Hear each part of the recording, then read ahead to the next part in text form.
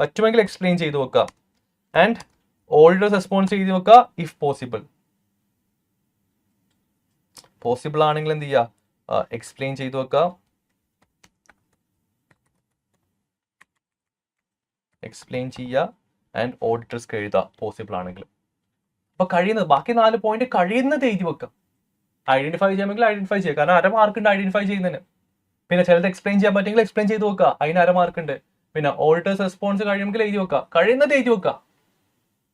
ഇനി 2 or 3 auditors response എഴുതാൻ പറ്റില്ല, അതോടെ നിൽക്കട്ടെ, ബ്ലാങ്ക് ആക്കി വെച്ചോ. അപ്പൊ ഇതാണ് ആക്ച്വലി ടെക്നിക്കലി പോസിബിൾ ആവുക. അപ്പൊ ഞാൻ പറഞ്ഞു വരുന്നത്, നമുക്ക് എല്ലാ പോയിന്റും 8 പോയിന്റ് ചിലപ്പോൾ എഴുതാൻ പറ്റിയെന്ന് വരില്ല. That is okay. ക്ലിയർ ആണല്ലോ? അപ്പൊ 4 ഓഡിറ്റേഴ്സ്ക്കും റെസ്പോൺസ് നമുക്ക് എഴുതാൻ പറ്റണം. അപ്പൊ എപ്പോഴും ആലോചിക്കുക, എപ്പോഴും നമ്മൾ ആലോചിക്കേണ്ട ഒരു കാര്യമുണ്ട്. എന്താ, ഒരു എക്സാം പേപ്പർ എടുത്തു കഴിഞ്ഞാൽ എന്തുണ്ടാവും? 3 ടൈപ്പ് ഓഫ് ക്വസ്റ്റ്യൻസ് ഉണ്ടാവും. ഈസി ക്വസ്റ്റ്യൻസ് ഉണ്ടാവും, ആവറേജ് ക്വസ്റ്റ്യൻസ് ഉണ്ടാവും, ഹാർഡ് ക്വസ്റ്റ്യൻസ് ഉണ്ടാവും. അപ്പൊ നമ്മൾ easy and average level of questions ആണ് കൂടുതൽ ഫോക്കസ് ചെയ്യേണ്ടത്.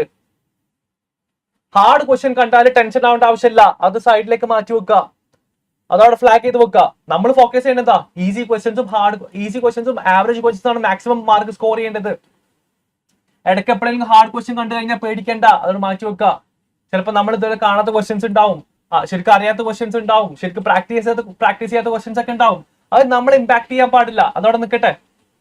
നമുക്ക് ഈസി ക്വസ്റ്റ്യൻസും ആവറേജ് ക്വസ്റ്റ്യൻസും മാർക്ക് സ്കോർ ചെയ്യാൻ പറ്റും, അത് ഫോക്കസ് ചെയ്യുക, അത് തന്നെ മതി പാസ്സാവാൻ വേണ്ടിയിട്ട്. ഇപ്പൊ നമ്മൾ നോക്കുകയാണെങ്കിൽ ഏകദേശം പേപ്പറിന്റെ 80% എന്തായിരിക്കും ഈസി ആൻഡ് ആവറേജ് ക്വസ്റ്റ്യൻസ് ഉണ്ടാവുക. ഇത് ഈ 80 മാർക്ക് നമുക്ക് പാസ് മാർക്ക് കിട്ടിയാൽ മതി.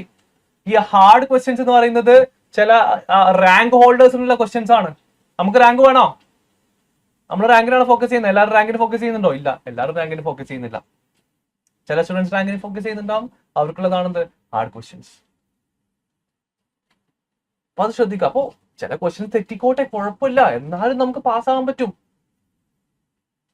എപ്പോഴും നമുക്ക് ഈ വിശ്വാസം ഉണ്ടാവണം. നമ്മൾ കംപ്ലീറ്റ് പഠിച്ചിട്ടുണ്ടാവില്ല ചിലപ്പോ, ശരിയാണ്. നമ്മൾ പഠിച്ചത് വെച്ചിട്ട് നമുക്ക് പാസ്സാവാൻ പറ്റും, ആ ഒരു വിശ്വാസം എപ്പോഴും ഉണ്ടാവണം നമുക്ക്. എപ്പോഴും ആലോചിക്കുക. ഇപ്പോ ഞാൻ എക്സാം എഴുതുമ്പോൾ ഞാൻ ആലോചിക്കലുണ്ട്, എന്ത്, എന്നെക്കാളും പഠിച്ച സ്റ്റുഡൻസ് ഉണ്ട്, എന്നെക്കാളും തീരെ പഠിക്കാത്ത സ്റ്റുഡൻസ് ഉണ്ട്. അപ്പോൾ എന്നെക്കാളും തീരെ പഠിക്കാത്ത സ്റ്റുഡൻസ് ചിലപ്പോൾ എഴുതി പാസ്സാവാറുണ്ട്, എന്നെക്കാളും പഠിക്കാത്ത സ്റ്റുഡൻസ് ചിലപ്പോൾ ഫെയിൽ ആവാറുണ്ട്. രണ്ടേ ആലോചിക്കലുണ്ട്. എന്നെ പറ്റി എന്റെ അത്ര പഠിക്കാത്ത സ്റ്റുഡൻസ് ചിലപ്പോൾ പാസ്സാവാറുണ്ടാവും, ഫെയിൽ ആവാറുണ്ടാവും. അപ്പൊ രണ്ടും പോസിബിൾ ആണ്, രണ്ടിനും സാധ്യതയുണ്ട്.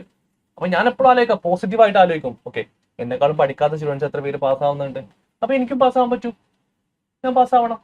ആ ഒരു വിശ്വാസം എപ്പോഴും നമുക്ക് ഉണ്ടാവണം. അപ്പൊ നമ്മൾ പഠിച്ച നോളജ് വെച്ചിട്ട് നമുക്ക് പാസ്സാവാൻ പറ്റും. പാസ്സാവാനുള്ള മരുന്ന് നമ്മുടെ കയ്യിലുണ്ട്. ഇനി ആകെ എന്ത് മാത്രം ശ്രദ്ധിച്ചാൽ മതി, അത് പ്രോപ്പർ ആയിട്ട് വായിച്ചിട്ട് എഴുതിയാൽ മതി, അത് മാത്രം നമ്മൾ ശ്രദ്ധിച്ചാൽ മതി. ക്ലിയർ ആണല്ലോ?